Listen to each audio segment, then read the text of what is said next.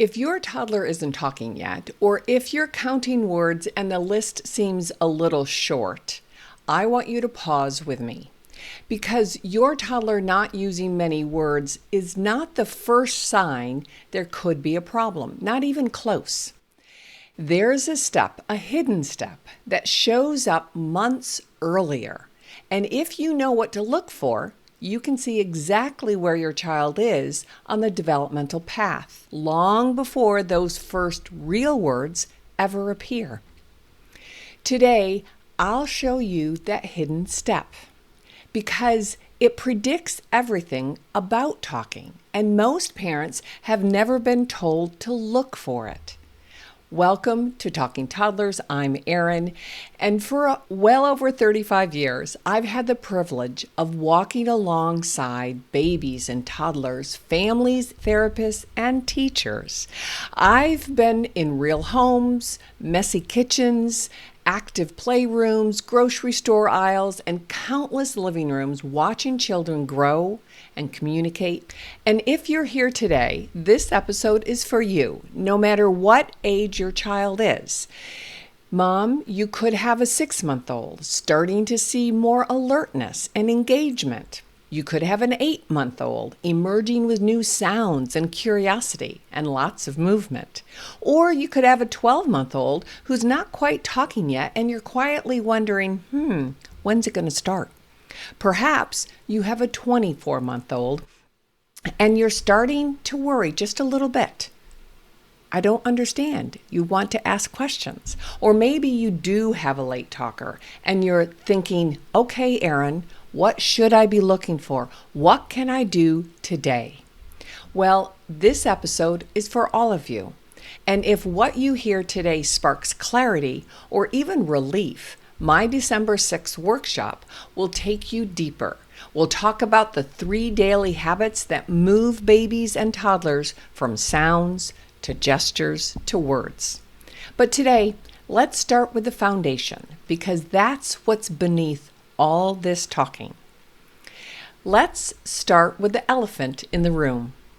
Parents, you have been misled, terribly misled, about language and language milestones. For years, the CDC said toddlers should have around 50 words minimum by their 2nd birthday.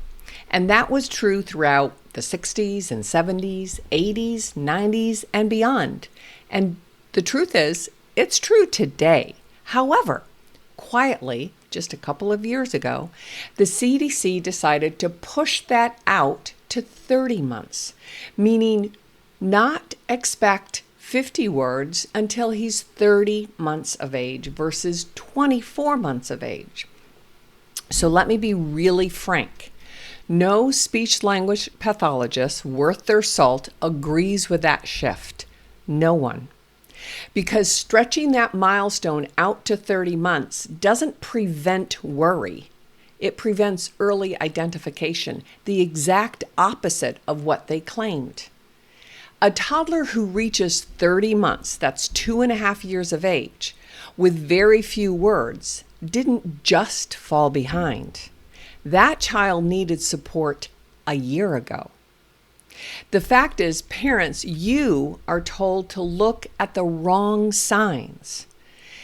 Today, I'm going to give you the signs that actually matter long before that 30 months or that 24 months. Most of you think talking starts with words, but that's not how development works. Talking starts with our body, with connection and movement, imitation, symbolic thinking, and shared meaning. Let me walk you through what really happens before those first true words. And we'll do this conversationally, not step by step, because that's kind of dry and boring. But because development isn't a checklist either. It flows and it overlaps. There's a relationship between things that you're looking at. So let's start at the beginning. Noisy babies come first. They come before gestures or before babbling, and long before that mama or bawl, right? We have to get sounds out of your baby. And you'll begin with the most prominent, crying, and there are different types of crying, and then cooing and grunting and squealing and blowing raspberries and little gasps and giggles. All of those are her or his true voice. Those are the first attempts, purposeful and spontaneously, to communicate. These are not random noises. These are your child demonstrating how he or she is learning in real time. And they're learning multiple things simultaneously: breath control, timing, back and forth, that rhythm of your turn, my turn, vocal play. How do I get someone's attention? And realizing, when I make this sound, somebody responds. That's control over my environment. I don't have much control, but my voice has power. This is deep learning. This is human communication, but it's also motor training. Because talking isn't just a language skill, and it is a language skill, but talking is a fine motor task, and motor means muscle, right? These fine motor skills develop over time with lots and lots of practice. So being able to speak clearly at 3 and 4 and 5 and beyond actually takes over 100 muscles, from the diaphragm, which supports the breath, right, all the way up to those tiny muscles in the lips and the tongue and the jaw and the throat. All of those muscles coordinating together to shape all the different consonants, all the different vowels. And there are 26 letters in our alphabet, but there are 44 different sounds we as English speakers use. And 22 of them are vowels alone. So there has to be a lot of vocal play, purposeful and spontaneous, to get these muscles to coordinate with one another. And at the same time, your child's brain, specifically the motor cortex, which is a region just behind this frontal lobe. We talk a lot about the frontal lobe, which is executive function and inhibition and processing of a lot of data. But the motor cortex has to coordinate all of those 100 muscles, including breath and flow and inhalation, exhalation, in milliseconds. That's precision that you and I don't even think about ever, right? Most moms and dads, I think about it because I'm kind of a speech geek, but the average mother and the pediatrician or the teacher or the play therapist or whatever, don't really think about what does it take to produce speech, physically produce speech, but at the same time, understand, right? So I often give parents the example, like an adult would not just walk up to a piano at a big recital and instantly start playing Beethoven, right? Not only because you have to know musicality, but the physical intelligence and practice that it requires to sit down at a piano and play a musical piece like that. Well, talking works the same way. And yet we often just think that they're going to wake up at 2 or 3 and just start talking. Your child needs all of that warm up and all of that practice and figuring out how to put all of this stuff together. So somewhere in that halfway mark of that first year of life, something magical begins to happen. And gestures really start to emerge. So it's usually around 8 or 9 months, and there's a lot of things going on. And that's one of my most favorite developmental periods, because you see all of this stuff really starting to click together. And gesture is really the hidden step that no one really talks about us speech people might talk about it, but I would say even half of us don't really zone in on that in early development. We look at that 12-month mark. One of our first questions on any history form is, when did they say their first true word besides mama or dada? Right? Because those are kind of accidental words and then we reinforce them. But this hidden step, gestures, really helps us understand where they are developmentally and where they're going. So gestures to me are not just cute little extras, it's charming when they blow you a kiss. It's charming when they try to wink, right? But they're not optional when we look at early development and those stepping stones to building this magnificent thing called human communication. They're not just a wave, right? This is telling me a lot when your baby really begins to wave on purpose. Gestures are what we look at as symbolic communication, which is the same mental process, the same understanding as how words are used. Words are a symbolic representation of objects in the world, or wants or needs or feelings or states of being, right? Hungry. That word hungry means something. Well, when I look at you and I shrug my shoulders, that means something too. When I give you a thumbs up, that gesture, that's communicating. That's representing something. I could say, I don't know, or I could shrug my shoulders. They're both representing a concept. So yes, a wave means goodbye. It could also mean I'm done, stop talking, please, right? A point means look at that, I want that one, or isn't that interesting, or what is that, mama?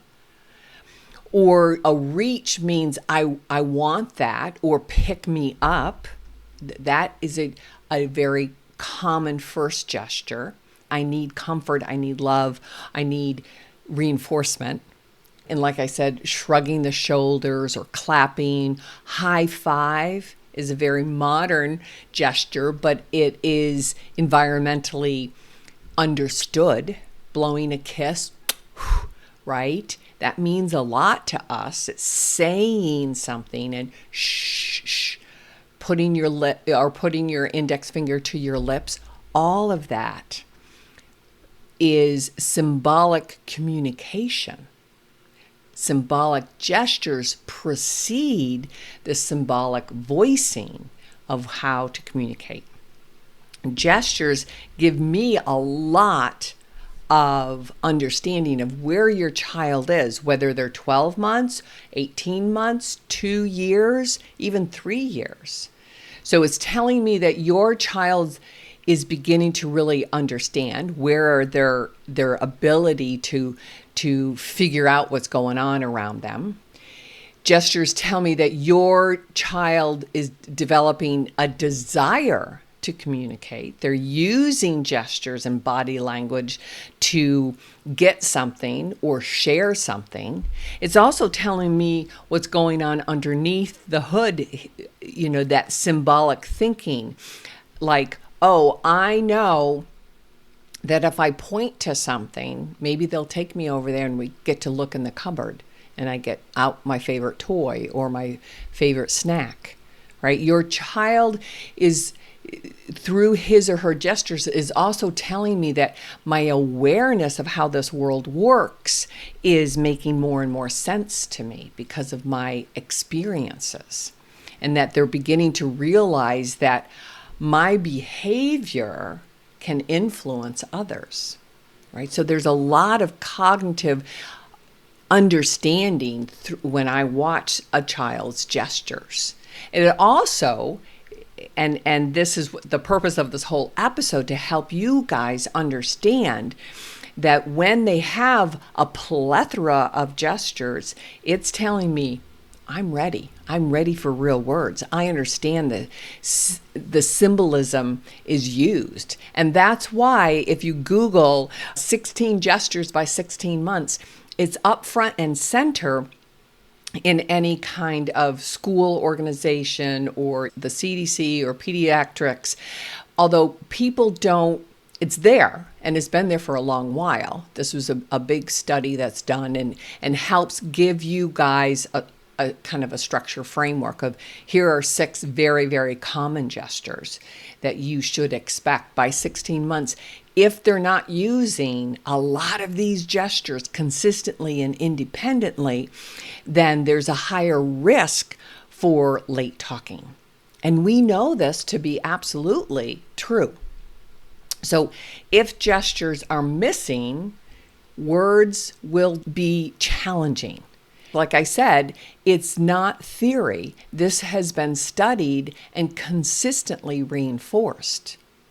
And here's a deeper truth, that talking begins in our body, and gestures are movement, and speech is movement. Remember those 100 muscles that we use to produce speech? Well, movement wires the brain.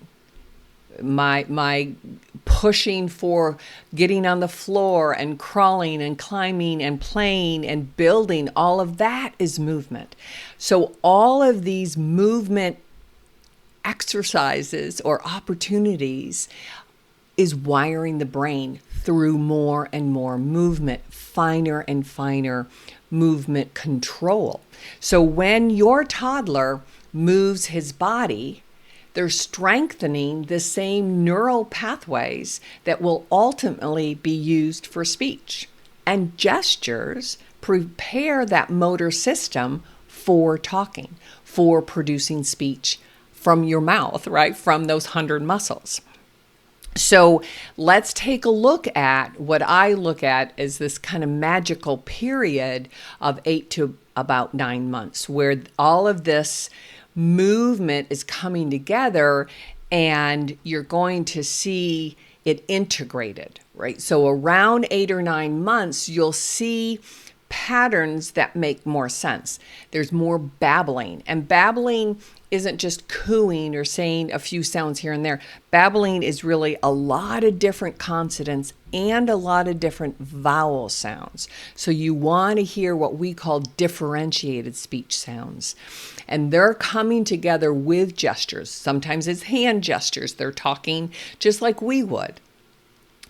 You know, Babyaja Kupa and Jojo and Do and Do Beep Beep Ba. And so they're using a lot of different jargon or babbling sounds with the hand gestures. There's a lot more eye contact with intention, like to get your attention, to tell you something that they're happy or sad or scared or nervous or unsure, right? And there's also a lot more imitation. Right? They're going to have the similar body language and intonation pattern, like I said, and facial expressions. They're going to try them out as part of their dress rehearsal, as part of their practicing in being a human, right? And then there's a lot more shared interest, especially at 8 and 10 and 12 months. They want to get into everything that you're into because they want to check things out. They're interested in what you're interested. And it's like watching, especially in that 8 to 12 months, it's really watching all of these gears click into place and they're putting it together. There's a lot more vocal play, like I said, a lot more gestures, a lot more engagement, and it kind of is exhausting, but it's also telling us that things are wiring together. And so I look at it as not really just joint attention and just engagement, but it's really the engine of their language system is really coming online, really starting to wire up and connect and firing, right? So this is when gestures and babbling really start dancing together. And you can see a lot of these clips online, whether it's TikTok or Instagram or YouTube Shorts, where you'll see a lot of really wonderful, wonderful examples. And it is a dance. It's like a tango where they're really understanding their body language and and the speech patterns, right? So I do want to highlight here that even before gestures, there's still a few precursors, right? Because they start putting all this stuff together or wiring their system up the moment that they're born. And so if we're looking at that 8, 9, 10 months with gestures starting to come online, then what happened in those first 8 months, right? So even before your child begins to wave or point, there's a lot happening underneath. And I've touched upon this before, but it's so important that even if you have an 18-month or a 24-month, to look back and say, where were they in those early months? Because then you can see what kind of path they're creating and understand where they are today. So just so we're all on the same page, before those gestures even start to pop up, they need that attention on your face, because the human face really is pivotal as a lifeline for them, the human voice, and then really recognizing your face, and then interested in your movements, your facial movements, some of your hand gestures early on, and then really that early turn taking where it begins to unfold naturally in your moments of connection, right? And those are tiny bits of imitation where you maybe make a raspberry sound and they make a raspberry sound, and they're beginning to understand routines. Like if I cry in the morning, Mama's going to come and get me, and then we're going to hug a little bit, and then she's going to make me feel better by, changing my dirty diaper and then feeding me. And they're beginning to really not conceptually think about it, but understand that there's a routine, there are patterns here. And they're beginning to recognize your expressions too, expressions where you're tired, or expressions where you're happy, or expressions where you're sleepy, all of those kinds of things. And then also anticipating. So those first 8 months, there's a lot of wiring going on as those precursors to anticipate your behavior. Oh, after we snuggle, when she picks me up, we're going to change my diaper. And so during those first 6 or 8 months, I want to talk about something that's pretty important, because they don't just start imitating us, right? There's a thing called the mirror neurons that really kind of came into our research world and our therapy world about 10 years into my private practice. So somewhere around 1996 or so, researchers started to share with us that there are certain brain cells that activate when you perform an action, but they also activate when we watch somebody else perform that same action. And, I often give the example of the mirror neurons are still part of our system even when we're older. Like if I am to yawn, you would often yawn too. And that's that instant reflex, or those mirror neurons firing. Well, there's been a lot of debate around what are or what aren't mirror neurons and how do they work. And I think debate in science is incredibly healthy and strong. It pushes science forward, pushes us to think more, test it out. But us early intervention specialists really took a hold of this, saying this answers a lot of our kind of why types of questions, right? Because we saw it every day, especially with little babies. If you look at a 2 or 3 week old, they will stick out their tongue when you stick out your tongue. How does that happen? They're not really volitionally and purposefully doing, but if you watch your baby or your friend's baby, or again, there are a ton of Instagrams and YouTubes, the dad will stick out the tongue, or the mom will say, oh, and the baby will say, oh. oh, just identical. And you're like, how the heck does that go on? Well, those are mirror neurons, and it's a reflex. It's not a conscious choice that the baby's doing. They're not doing it on purpose. Though that motor cortex isn't firing just yet. But I believe it's God's design, and he built in these natural reflex systems to kind of warm the pump, right? Or to prime the pump, to get the engine revving. And when your baby is first born, in those first 3 months, they're kind of a blob. They don't have motor control. Those neurons aren't connected yet. They're just beginning. Yeah, I can recognize your voice. Now I'm learning your face. But what happens is those mirror neurons help them reflexively imitate us by either a voice, sound, or pattern, or mouth posture. And when those mirror neurons appear, then we imitate them. And that's the first step to turn taking. That's the first step, that the precursor to real imitation on their part. We imitate them.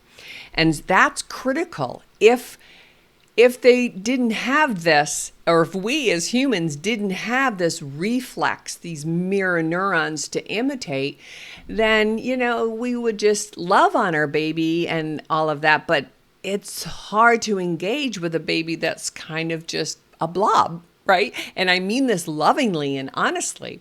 But that back and forth starts spontaneously with them, and then it gets us more and more engaged. And we get a dopamine hit when they imitate us. It's hilarious when they stick out their tongue or say, oh, just like us, or mama, right?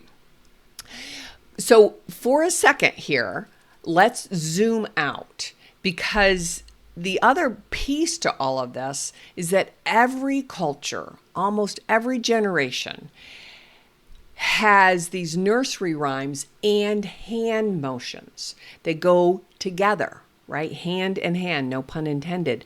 But, think of our American, I don't know if, other English-speaking countries say the same nursery rhymes, but wheels on the bus, itsy bitsy spider, patty cake, head, shoulders, knees and toes, all of it with these hand gestures that go with the repetitive songs. Why is that? It's because gestures have always been how humans teach the patterns, teach the rhythm of their natural language, and the timing, all of that. And if we can do it with some kind of motor coordination, then it builds communication. So gestures are movement with meaning. So when I look across the room at a toddler and I wink, that means like, I see you, I got you. That was a full communication. And 9 times out of 10, they're going to understand that that wink was positive. So the movement supports speech, because speech is movement. So we're wiring the same systems. And so this is why toddlers who move more tend to talk more. And so my purpose here is to try to connect all of these pieces. So you then know, when you study, quote unquote, or observe your child, where are they? Where is he today in his movement, in his attention, in his gestures and play? So gestures actually help your toddler learn the words. And this is really, really important for all of us to understand. Moms, therapists, doctors, babysitters, all of it. That gestures don't just come first, in your checklist, right? They literally support word learning and word production. And a lot of people overlook this. When your child points to something, they look, and then you look, you label it, they connect whatever comes out of your mouth to this object. If they point to a choo-choo train and you say train, and you both are looking at it, and he hears train, train. Oh, that word pattern, what I heard watching her mouth, that's connected. Or a simpler word would be puppy, puppy. Oh, I can see that. I hear that. I'm pointing. I'm making that attachment. So their pointing their finger is really their first little magic wand. I point, you respond. I point, you show up. I point, you say something. Pointing is very, very powerful. It says a lot. The fine motor dexterity, too, of just holding down your other fingers and just pointing out that index finger. That's also telling me some good fine motor skills are developing. So gestures also help with word retrieval. So you'll see a toddler sign more, right? That's a pretty common sign, while trying to say it. M, m, m. And so the gesture literally helps the brain process and pull out the right word.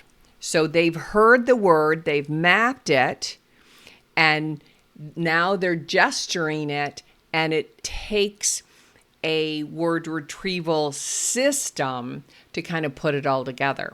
So there's so much happening with motor movement and learning language auditorily and then spoken language.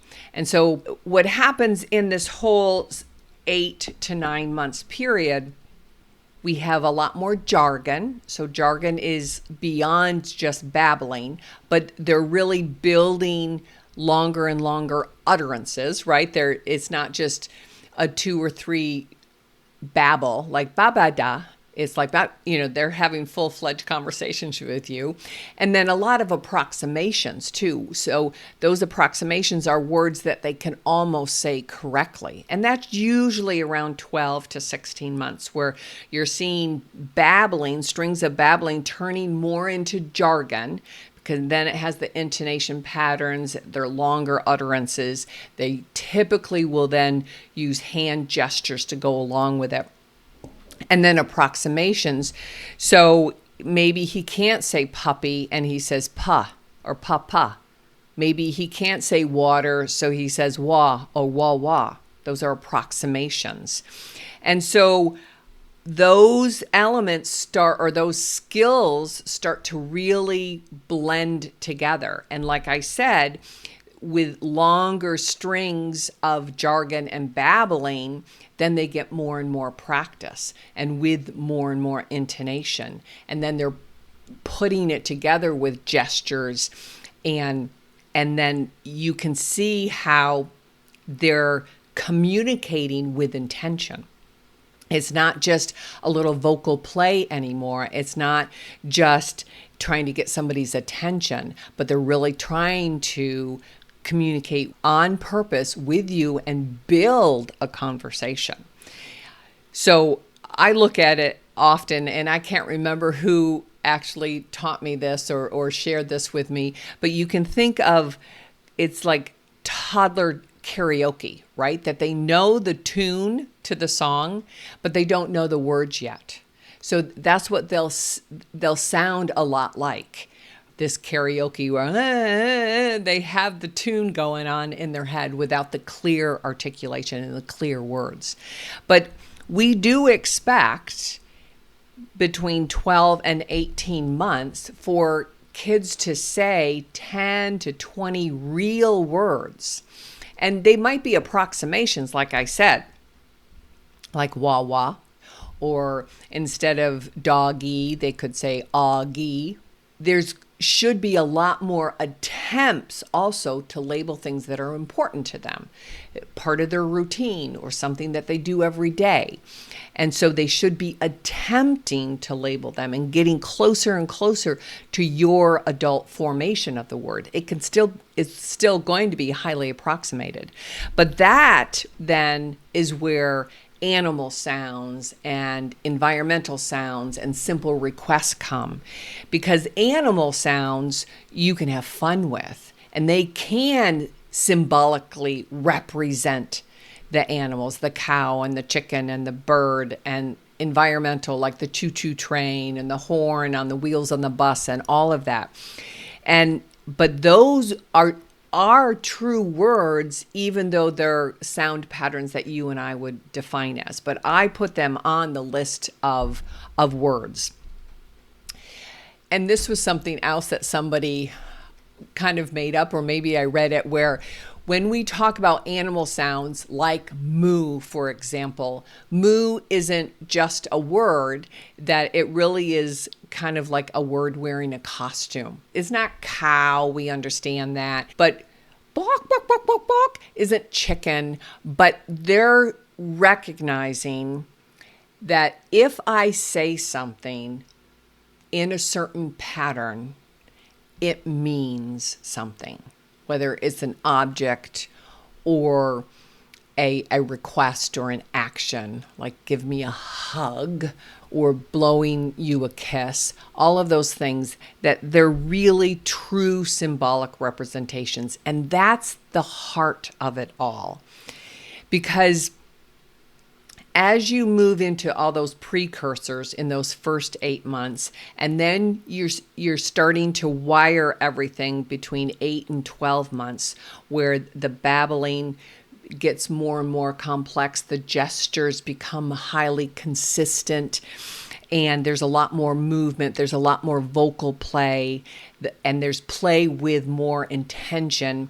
Then what happens between 18 months and 24 months is this language explosion. But that can only happen if the foundation is strong, right? You have all the noisy babies, you have then the gestures that they're putting with the noises. Like I said, there's a lot of integration going on, sensory integration.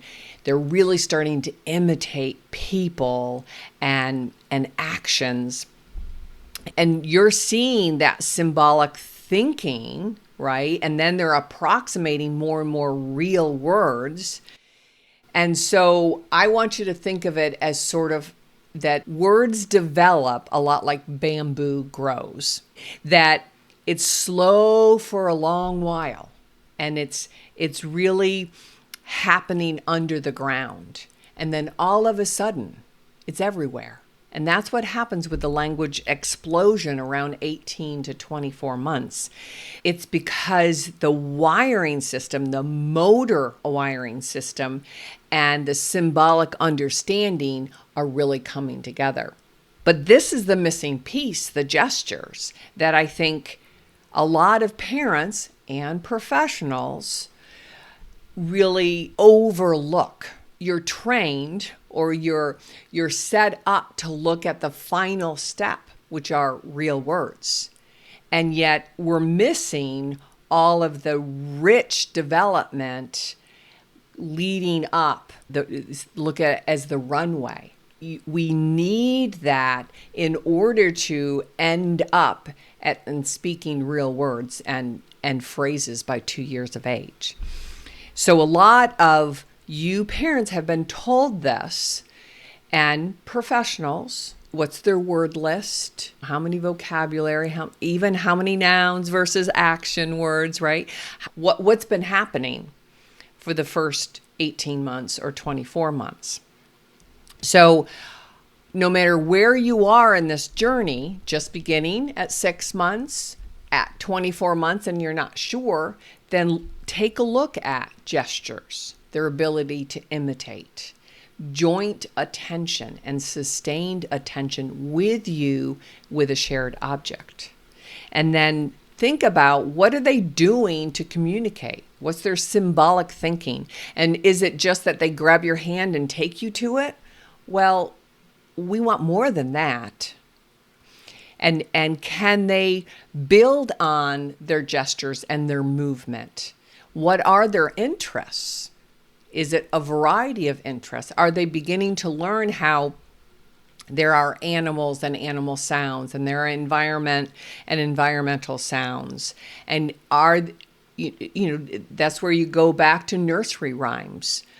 And I'm going to do it with you. And can you imitate me with these gestures? And we'll talk about imitation, because that's another big piece to this puzzle. So the overlooked concerns are often minimal or late babbling. That's a big one. When I look at 6, 8, 10, 12 months, I want them to really start babbling and play with a lot of different vocal sounds. And I think that, again, it goes back to, we want noisy babies, but we also want babbling babies. So a toddler with no gestures can be identified earlier than a toddler who isn't speaking true words at 2, or now, as the CDC says, at 30 months. That's just ridiculous. You don't wait until you're 30 months when if you're 12, 14, 16-month-old isn't really showing a lot of gestures and a lot of vocal play. Let's look at that, right? Because there's a lot we can change to your day-to-day routine. You can look and say, what am I going to focus on? Let's focus on nursery rhymes. We can use that at 14, 16, 18 months and not wait until they're 30 months. That's true prevention. That's keeping them on track. And that's what I'm all about here.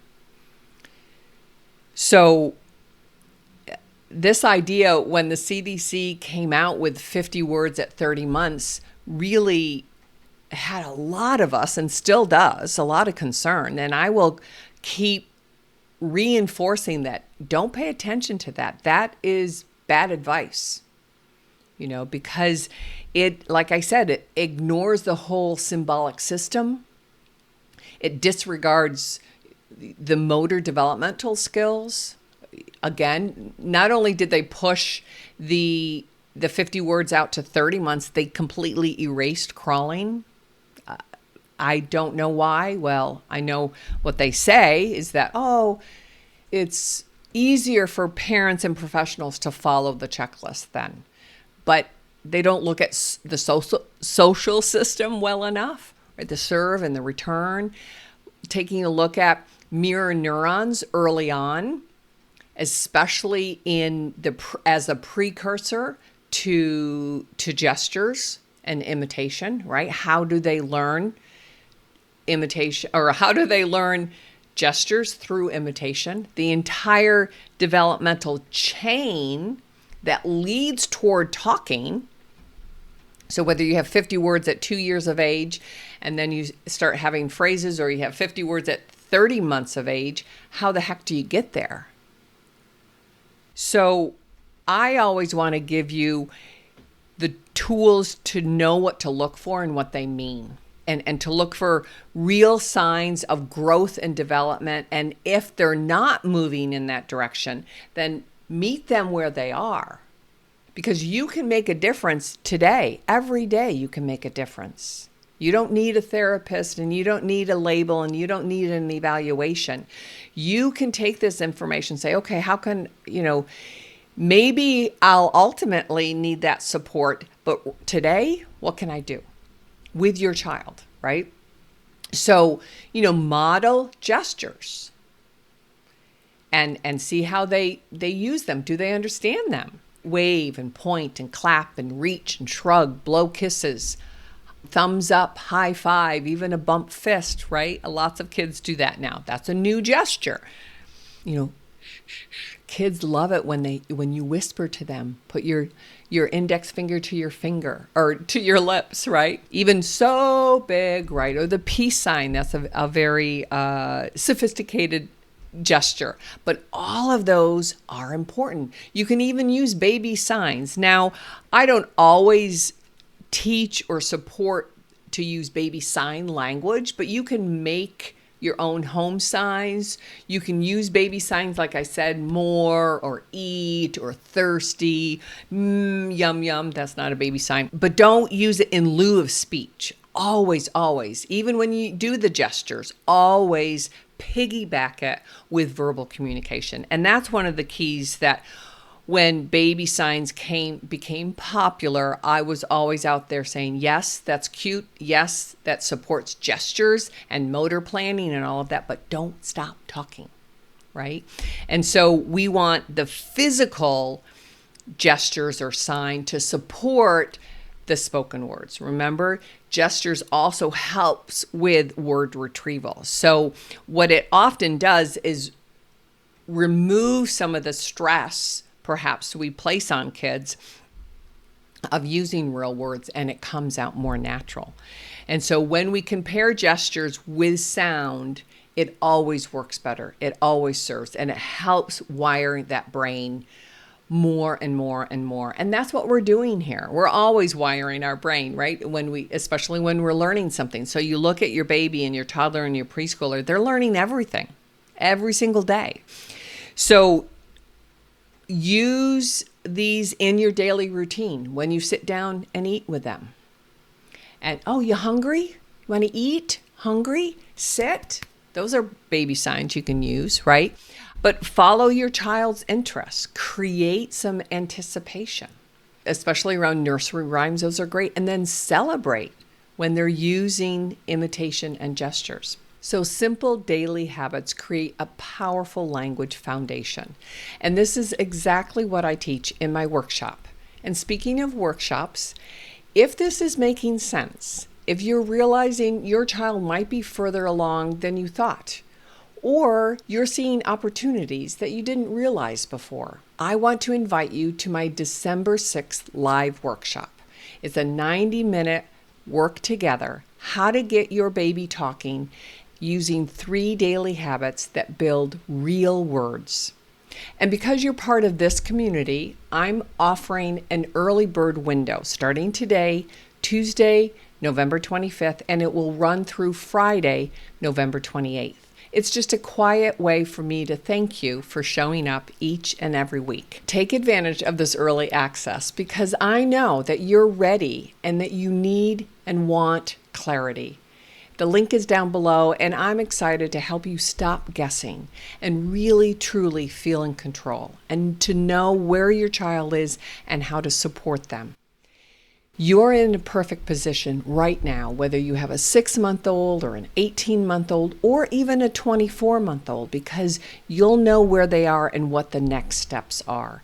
You simply need someone to explain what the developmental path looks like, and then those words will just blossom. Your child is learning and your child is growing. And communication happens long before those first words. You are the center of your child's world, and you can help them build that foundation for real communication that supports everything that they will do. I'm right here with you. I'm cheering you on. God bless, and I'll see you next week in Talking Toddlers.